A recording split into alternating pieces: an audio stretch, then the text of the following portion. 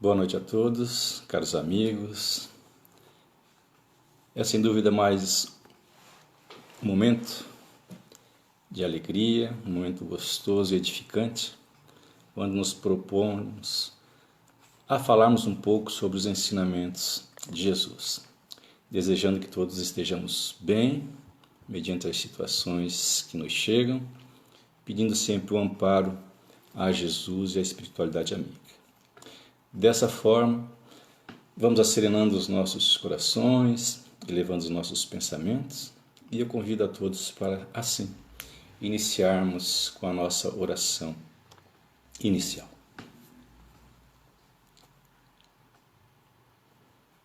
Mestre Jesus, amigos benfeitores, Pai das nossas vidas,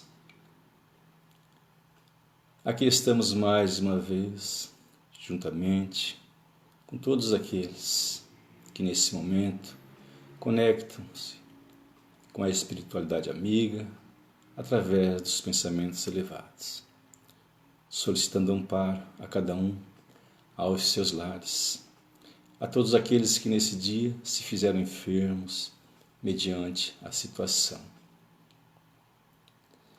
Agradecendo também e continuando em oração pela recuperação do nosso querido e amigo Divaldo Pereira Franco, que hoje recebemos uma live dele próprio, nos colocando sobre sua recuperação, que está tudo bem.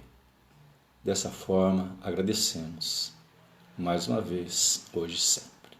E assim seja.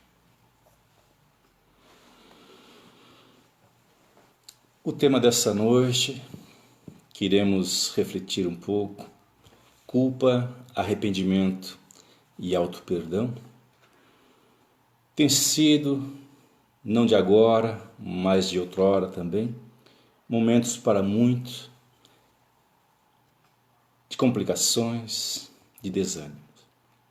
Vamos verificar que desde os tempos de Jesus, ele já nos ensinava e falava a respeito dessa temática, porque todos nós, as criaturas humanas, sem exceções, iremos passar por esse sentimento, mas nos é próprio de cada um para que nós possamos buscar forças, vontade, coragem para vencer esse sentimento.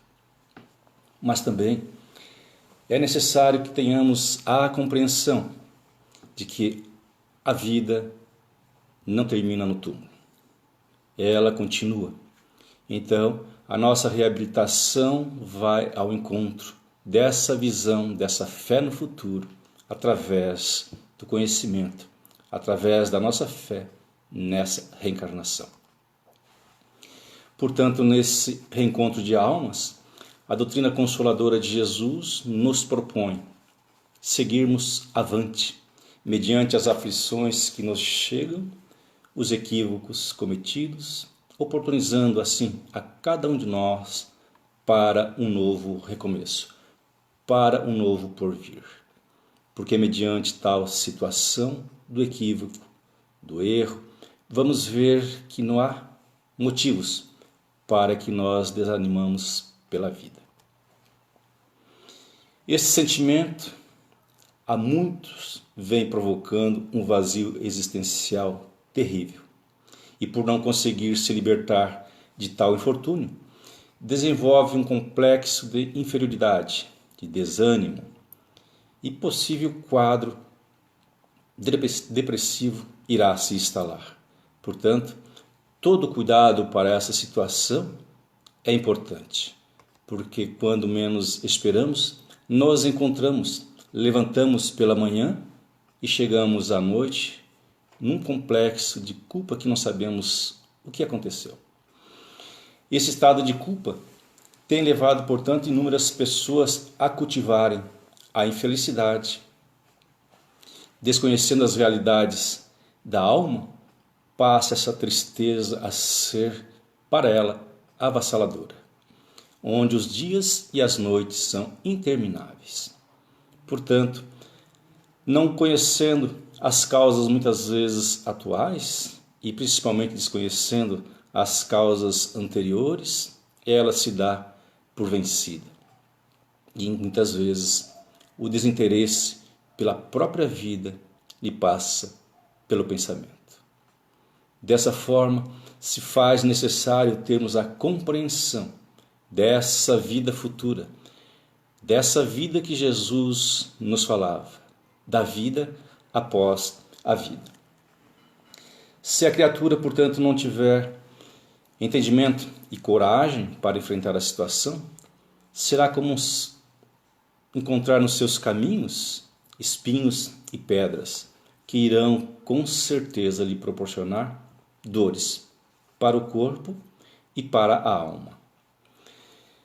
Temos ao longo desses tempos conversado, dialogado com inúmeras pessoas que muitas vezes chegando com esse sentimento em desespero, sem saber o que fazer, qual foi a causa, o que aconteceu, se nessa vida ela não se recorda.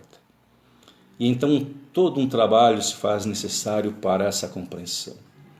Muitos foram aqueles que, chegando em completo desânimo, as lágrimas aos olhos, e após a compreensão sobre os esclarecimentos acerca da doutrina, parecia abrir-se o véu do tempo e uma nova fase agora ali se iniciava. Essa compreensão da qual Jesus nos trouxe é fundamental para que possamos vencer tais dificuldades que irão nos chegar. Quando não temos força o suficiente, nos colocamos como estáticos, assumimos o sentimento de culpa e adentramos num processo perigoso, porque vamos ao primeiro, que seria o auto-julgamento. Então, quando nós nos colocamos dizendo para nós mesmos, eu sou incapaz, eu sou um inútil, começa aí a pessoa a decair. E esse estado vai levar ela a situações clamorosas. Depois, ela passa a segunda etapa, que é a autocondenação, dizendo para si mesmo, eu mereço sofrer. E depois, alguém tem que assumir a culpa. Então, vai dizer na sua autopunição a si mesmo, Deus quer assim. Então, ouvimos muitas pessoas dizer assim, mas é assim mesmo, né? Deus quer assim, deixa a vida assim, porque Deus sabe o que faz. Qual pai que quer que um filho sofra, né? Então, há uma compreensão completamente distorcida aí. Mas vai chegar também, por fim, ao sentimento de autopiedade que lhe domina, fazendo sentir-se, então, um coitado. E nessa situação, a baixa estima se instala, o desânimo chega, a falta de fé se instala. E então, somatiza no corpo em doenças. O espírito, agora sem o alimento da oração, também se vê vulnerável. E aí vai se instalando aqueles princípios de pensamentos negativos que vão cada vez mais levando a pessoa a decair na sua intimidade pelos pensamentos, que agora já não são somente dela, mas também os pensamentos do invisível. E quando muito, ainda não fortalecida, não tem o amparo daqueles que estariam ao seu redor para lhe esclarecer essa situação. Para enfatizar esse terrível sentimento de culpa, a qual faz grande estrago na nossa reencarnação, gostaria de narrar uma história que aconteceu com uma jovem, ocorrido nos campos de concentração, em uma das páginas mais hediondas da história da humanidade. Essa história foi narrada pelo psicoterapeuta americano James Hollis. Conta ele que receberam um telefonema de uma senhora que aparentava a idade avançada pelo tom da voz no outro lado da linha. E ela pediu-lhe encarecidamente um momento para que ela pudesse então ali trazer toda a sua problemática. Era urgente. Como ele era uma pessoa, um doutor renomado, a sua agenda sempre havia estado cheia. Mas, compreendendo a gravidade do assunto, ele então resolve marcar um horário. Porém, ela adverte que somente ela falaria. Ele teria que só escutar. O processo inverteu-se, né? Porque geralmente o psicoterapeuta tem que falar para auxiliar. E ela então, dizendo que precisaria de 2 horas para, no mínimo, poder colocar ali esse seu sentimento de culpa, essa sua tragédia emocional que estava dilacerando ela há muito tempo. Mas asseverou então que antes mandaria para ele uma foto, para que ele pudesse então, através daquilo ali, analisar os fatos, para que então no dia ele apenas observasse. E então enviou a foto para ele. E ele recebera, abriu o envelope e verificou que naquela foto aparecia ali uma mulher muito jovem, aparentava de 23 a 25 anos. E com um gesto ela empurrava 2 crianças em desespero à entrada de um portão. E ele ficou então a examinar, a verificar o que teria ocorrido naquele campo de concentração. E então ele aguardou o dia que ela chegara. A fotografia mostrava então exatamente aquele momento em que aquelas 2 crianças em desespero iam para aquela situação aonde aquele portão levava provavelmente à câmara de gás. Ele naturalmente ficou ali a pensar o que poderia ter acontecido. Mas então chegou o dia, a mulher bateu à sua porta, adentrou. Era uma senhora de idade já octogenária. Ela chegou, apresentou-se, e ele também o fez da mesma forma. E ele perguntou para ela então, conte-me tudo o que aconteceu naquele campo de concentração em Majdanek. E ela então começa a relatar o seu drama. Começa a dizer que tudo ocorreu numa sexta-feira, quando todos, naquele dia, era o dia em que iam fazer a feira em determinada rua. E naquela tarde, então, chegaram os carros, os caminhões, os soldados e os cachorros, e ali então envolveram a todos, aprisionando-os agora para levar aos caminhões. Ela tentou justificar-se que não era judeu, que era cristã, mas os guardas não quiseram saber. Levaram para os caminhões e de lá então colocaram no trem para o transporte, chegando a Majdanek. Conta ela que foi uma das viagens mais dolorosas da sua vida, porque não sabia o que iria acontecer naquele horror. Quando lá chegaram, desembarcaram. Era uma tarde fria. Os pais desceram com seus filhinhos no colo. Naquele instante, os guardas simplesmente arrancaram as crianças dos braços dos pais. Colocaram à direita as crianças e os idosos, à esquerda aqueles mais saudáveis. As crianças em desespero. O guarda, então, chegando a ela com uma ferramenta, com uma arma, lhe disse: pega essas 2 crianças e conduza até aquele portão. E foi o que ela fez. Quando ela chegou lá, as crianças em desespero, e ela viu que então ali era um portão que dava a entrada para a fornalha. E as crianças em desespero não querendo ir, ela empurra com a sua mão. E ao empurrar, o gesto ficou marcado. Alguém ali tirou uma foto.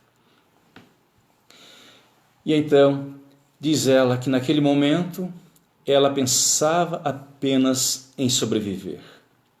E naquela ânsia da sobrevivência, ela não se deu conta que estava colocando as crianças para aquela situação. Dizia ela que poderia morrer de fome, de sede, pela doença, pelos maus tratos, mas naquele momento ela apenas pensou em sobreviver. E assim então ela bloqueou a sua mente com aquele gesto de sobrevivência, esquecendo-se das crianças. O tempo passou e meses após, os russos chegaram para libertar toda aquela gente que ali estava. Era o fim da guerra. Diz ela que já estava num estado doentio, quase no final da sua vida, de tanto sofrimento. Mas foram levados para a recuperação e ela passou alguns meses até se recuperar. Assim, se refazendo, ela dirigiu-se então para Chicago, ali encontrando alguns de seus familiares. Resolveu estudar e então foi para uma biblioteca onde adquiriu um emprego. E ali ficou muitos anos. Na sua mente tudo havia esquecido. Diz ela que tudo transcorria normalmente, até que determinado dia ela estava a organizar os livros, os jornais. E quando ela folheou um daqueles jornais, ela lhe verificou a foto. E quando se deparou, viu-se com ela mesma. E então veio à tona todo aquele sentimento de culpa e ela rapidamente volta à cena trágica daqueles dias em que ela empurrara as duas crianças, para aquele forno crematório. Então conta ela como pôde ela não perceber naquele momento que para salvar a sua vida ela ajudou a matar duas crianças. Diz ela que não encontrou respostas para aquela situação. Procurou em todas as doutrinas, as instituições religiosas e nenhuma conseguiu trazer para ela pelo menos consolo para minimizar aquela dor. Por fim, ela busca resposta estudando o judaísmo, mas também não consegue nada que lhe faça tirar aquele sentimento de culpa. Mas, certo dia, ela encontra então uma pessoa que se dizia religiosa, que a instruiu que quando uma pessoa se sente nesse estado, nesse sentimento de culpa, de equívoco, que ela contasse a verdade para alguém, os seus pecados seriam perdoados. Lê do engano, né? A pessoa na sua intimidade sabe que aquilo não vai resolver a sua problemática, mas da forma como é colocada, muitas vezes somente piora. E ela então, se dando conta de que aquilo não lhe satisfez, ela buscou então para falar com alguém, na iminência de que isso pudesse ser feito. Mas no final, o doutor lhe asseverou dizendo, pela sua capacidade moral e ética, diz ele, não tem o poder de lhe perdoar os pecados, mas de lhe proporcionar autoajuda. Ela simplesmente levantou-se, deixou a foto sobre a mesa, partiu para nunca mais voltar.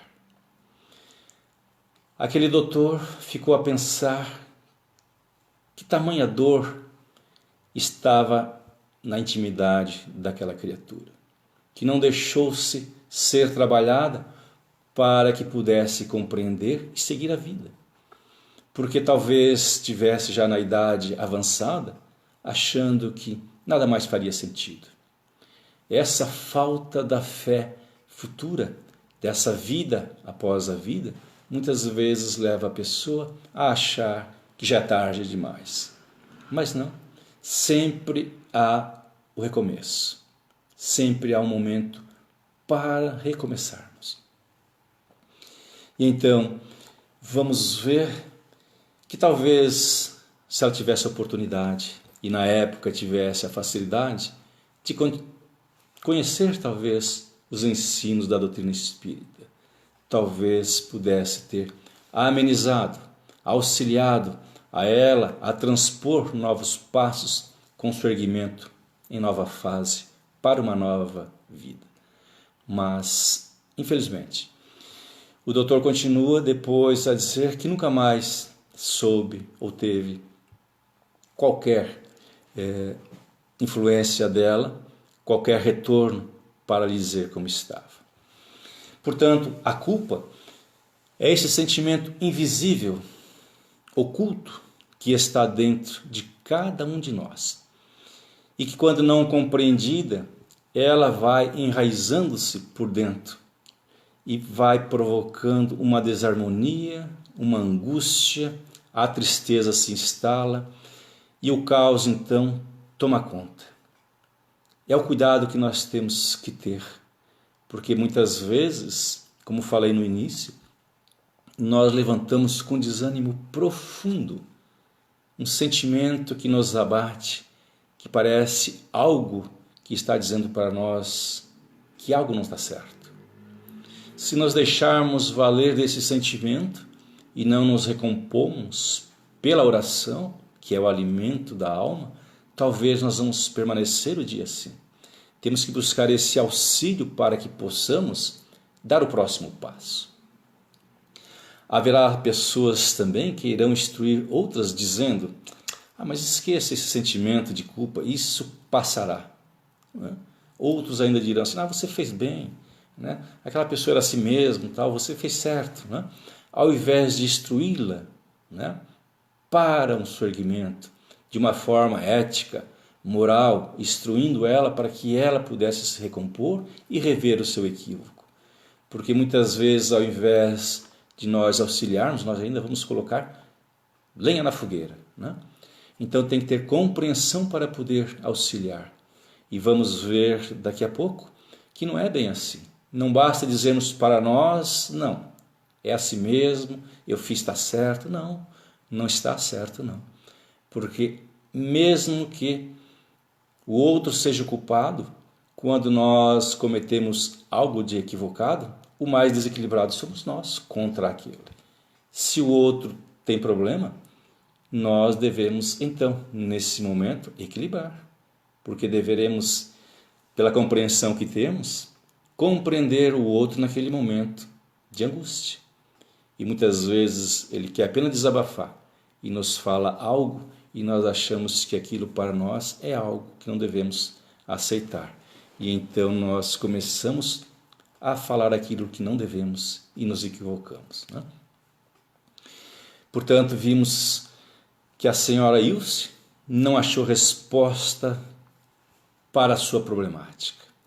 E nós temos todo esse conhecimento hoje para buscarmos, apesar de que mesmo assim não é fácil muitas vezes vencermos esse sentimento terrível. Então Jesus nos envia a doutrina consoladora, libertadora de consciências, para enxugar as nossas lágrimas através do entendimento para erradicar as causas. Porque é somente através dessa erradicação que nós vamos nos recompor. E o Evangelho, portanto, nos proporciona essa profilaxia certa para o nosso surgimento. Não há outra forma de nós buscarmos essa recomposição íntima se nós não acreditarmos nos ensinamentos de Jesus. Se nós não tivermos fé, se nós não acreditarmos que há algo além, se acreditarmos apenas nesse momento, nesses dias atuais, nós vamos nos dar por vencido. No livro O Céu e o Inferno, no capítulo 7, vamos encontrar o título que fala sobre o Código Penal da Vida Futura. São 33 itens. E o 16º, Allan Kardec nos traz com muita propriedade, dizendo que há 3 condições necessárias para apagar os traços de uma falta e suas consequências. Então, é essa compreensão que nós temos que ter para iniciarmos todo o trabalho na nossa intimidade mediante o equívoco que nós cometemos. Essa é a chave para abrir a porta da nossa reconstrução íntima. Então Allan Kardec diz que o primeiro passo é o arrependimento. Então quando nós nos equivocamos, vem aquela vontade, porque nós, agora mais maduros, pensamos, analisamos, nos arrependemos. Mas ainda não é o suficiente. Arrepender-se tão somente ainda é o primeiro passo. O segundo passo seria a expiação. Expiação no sentido de sofrimento. Expiar é tirar de dentro para fora. Então, arrependemos-nos, expiamos no sofrimento. Aquilo vem para fora, vem à nossa mente, nos provoca sofrimento. Mas falta o terceiro passo. E o terceiro, então, é a reparação. E para reparar, aí sim. Esse é o ponto fundamental, porque nos obriga, então, ao refazimento. E muitas vezes isso vai nos proporcionar algo para nós terrível, que é, então, deixarmos o orgulho e sermos humildes. Pedir desculpa é o primeiro passo. E para pedir desculpa, às vezes, não é tão fácil assim, né? Imaginemos, então, alguém, um homem, que seduz uma jovem e depois a abandona. Ela direciona-se, então, à prostituição. Ele arrepende-se, vai e pede desculpas, mas isso não é o suficiente. Porque tudo que acontecer agora para ela dali para frente é culpa dele. Mas a sua vontade de ir já é o primeiro passo. Tentá-la reconduzir a um novo recomeço, trazendo-a, é a sua vontade. Se ela não quiser, passa a ser também já um problema dela, mas ele ainda tem a culpa. Para isso agora, então, o que deve ele fazer? Somente através do bem, da prática do bem, da caridade, através do amor, é que vai começar a aniquilar esse equívoco. Então, todo equívoco que nós proporcionamos só poderá ser reparado através do bem que nós iremos realizar. Não existe outra forma, somente a reparação. Conhecendo esse Código Penal Universal, então, nos oportunizamos agora ao auto-perdão. E o auto-perdão, então, eu trouxe uma frase de Shakespeare, que ele diz assim: algumas vezes você aprende que nem sempre é suficiente ser perdoado por alguém. Nem sempre, né? Não é suficiente. Porque alguém pode perdoar e a gente então achar assim, bom, me perdoa, tá tudo bem, né? Nos tempos de outrora, né? Na nossa ainda infantilidade, nós víamos assim que era tão fácil, né? E até muito bom. Nós chegávamos o dia da confissão, alguém nos perdoava todos os pecados, né? Dias depois estávamos nos equivocando novamente. Então, perdoar não é o suficiente. Temos que ter dignidade, temos que ter compreensão para esse entendimento. Mas, continua Shakespeare, diz ele assim, mas algumas vezes você tem de aprender a perdoar a si mesmo. Perdoar a si mesmo é essa compreensão do auto-perdão. Eis aqui, portanto, então, essa compreensão da qual nós iremos comentar. Portanto, o auto-perdão é uma proposta de uma viagem íntima, reconhecendo com maturidade o equívoco que nós cometemos, porque somos humanos, mas que não temos o direito de permanecer no equívoco, no erro. Uma vez identificado, não iremos mais repetir. Isso é maturidade. Essa é a proposta de Jesus, quando ele dizia, vá e não peques mais. Então, Jesus proporcionava para o povo da época exatamente isso. Essa forma de ele se autoconduzir, dando-se a si próprio a oportunidade do recomeço. Foi assim que ele fez com tantos. E o maior exemplo é Maria de Magdala, né? Quando ele proporciona ela, e ela então se transforma em uma das missionárias de Jesus. O auto-perdão, portanto, é uma demonstração desse amadurecimento moral e espiritual, passando a ser um processo terapêutico. Quando adquirimos essa maturidade, de exatamente examinarmos esse processo e dizermos para nós mesmos, assim, nossa, como eu fui mal, né? Me equivoquei.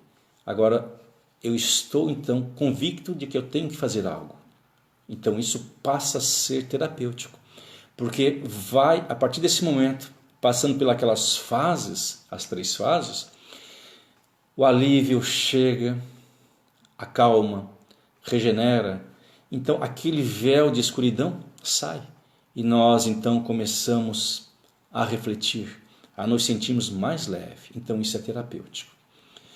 O auto-perdão, portanto, deverá ser devidamente entendido para não ser usado como desculpas do ato equivocado que nós praticamos, justificando assim esse ato infeliz. Senão vai ser muito fácil, né? Nós dizemos, tudo bem, me equivoquei, mas estou me auto-perdoando, é assim? Não, não é assim não. Isso é hipocrisia. Tem que ter maturidade, postura, para exatamente dizer, errei, me equivoquei, mas vou recomeçar. Então, quando adquirimos isso, nós estamos no passo certo, porque daí nós não estamos mais sós. Não estamos acompanhados pelos pensamentos inferiores, negativos, daqueles que estão torcendo por nós para o nosso tropeço. Há 2 frases de Jesus que abrem caminho para essa terapêutica.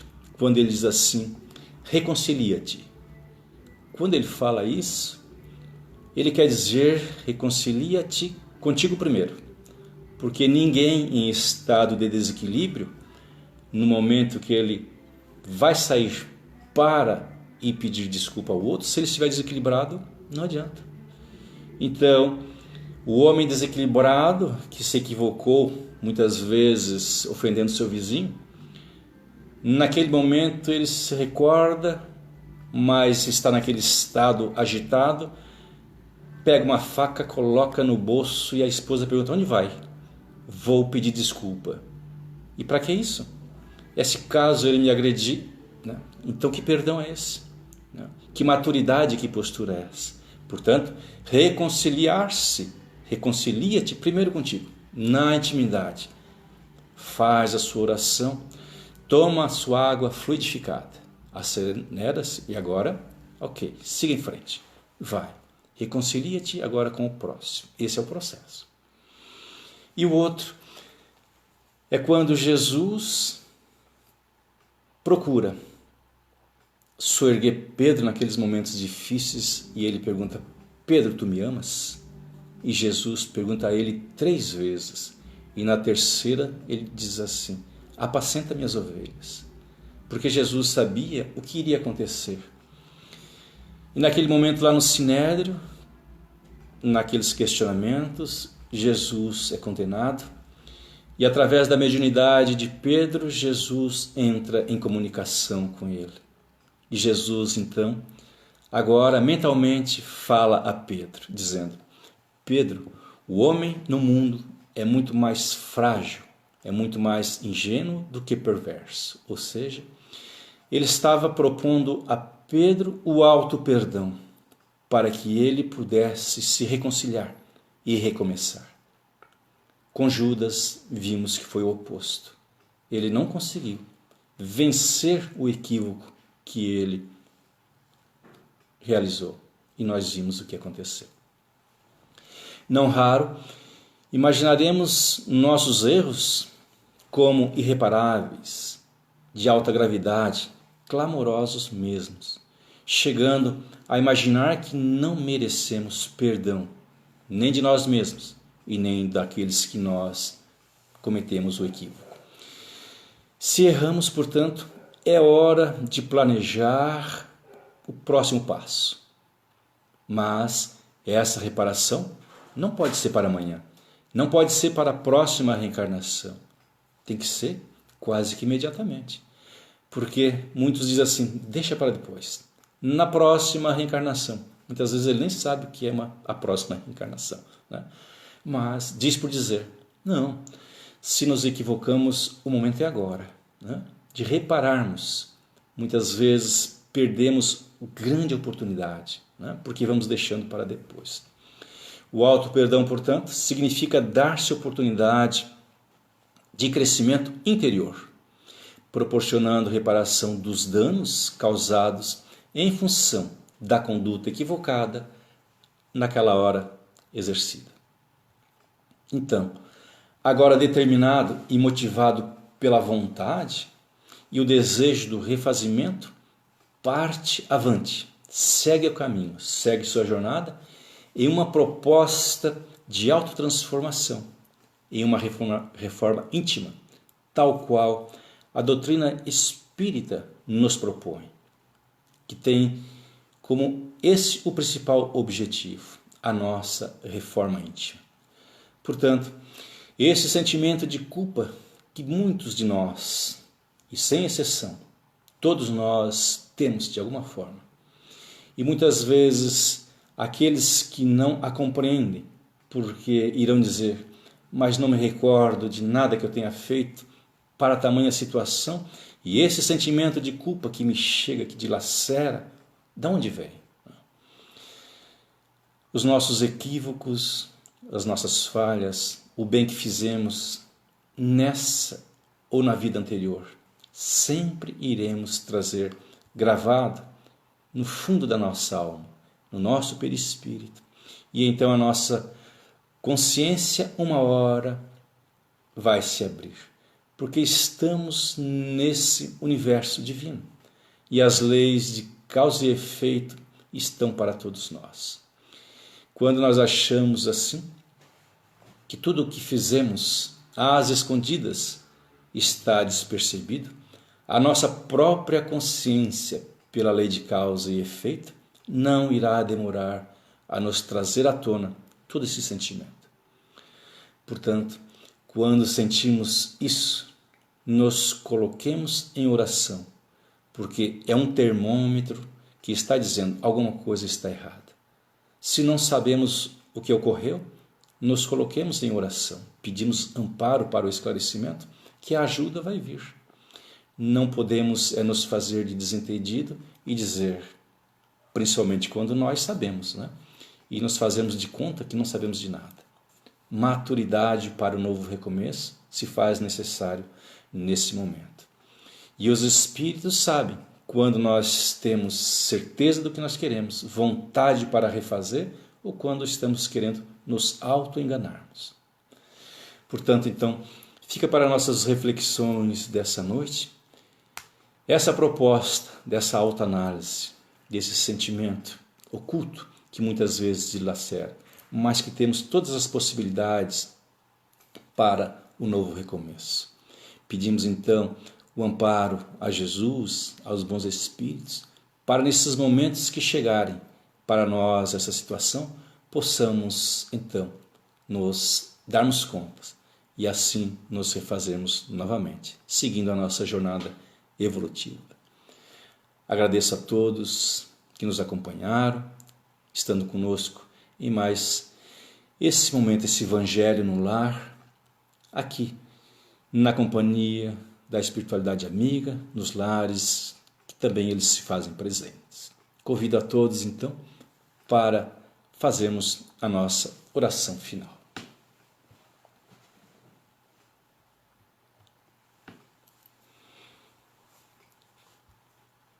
Mestre Jesus, médico das nossas almas, psicoterapeuta das nossas almas, quão não é a nossa gratidão por termos conhecido os teus ensinamentos. Quantas vezes em nossos momentos de desânimo nos recordamos das tuas palavras. Quantas vezes amparados fomos pelos teus emissários. A tua mensagem consoladora, motivadora, que se instala em cada um de nós, nesses momentos difíceis em que a humanidade passa. Muitos são aqueles que, por não compreenderem as realidades pelas quais estamos passando, entram em desânimo profundo. Oremos por esses, para que eles possam também reter esses teus ensinamentos e dessa forma verem na sua frente uma oportunidade para continuarem.